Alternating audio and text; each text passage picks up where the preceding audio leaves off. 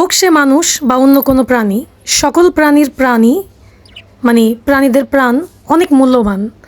তো আজকে এরকম একটা মৃত্যুর ঘটনা বলবো। দেখেন আমার বাজিগার পাখিগুলা খুবই নোংরা প্রকৃতির পাখি। জানি না যারা পালেন তারা হয়তো জানবেন যে ওরা যত না বেশি খায় তার চাইতে বেশি নোংরা করে।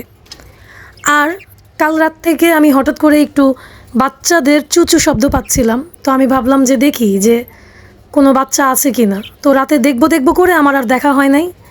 সকালে পানি চেঞ্জ করতে আসছি, এসে দেখি যে এইখানে অলমোস্ট 2টা বাচ্চা আর 3টা ডিম হয়ে আছে।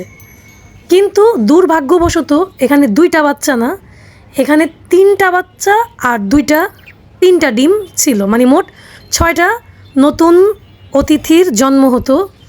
কিন্তু আমার দুর্ভাগ্যবশত 2টা বাচ্চা টিকে আছে, আর একটা বাচ্চা ওরা পানিতে ফেলে দিচ্ছে না কিভাবে কি হয়েছে আমি জানি না। এখন এই মুহূর্তে আইসা দেখি বাচ্চাটা পানিতে পড়া, তো নিশ্চয়ই মরা। তো আমি তারপরও হাত দিয়ে উঠিয়ে হাতে নিয়ে দেখি যে না, বাচ্চাটা আসলেই মারা গেছে। যেহেতু এতক্ষণ যাবত ধরে পানিতে পড়ে আছে, তাহলে বেঁচে থাকার তো কোনো সম্ভাবনাই নাই। তো যে কোনো প্রাণীর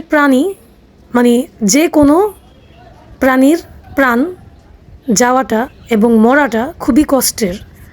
ওটাই অনেক দুঃখজনক যে আমি এই প্রাণের হেফাজত করতে পারি নাই, যদিও আমার অজান্তে, আল্লাহ মাফ করুক।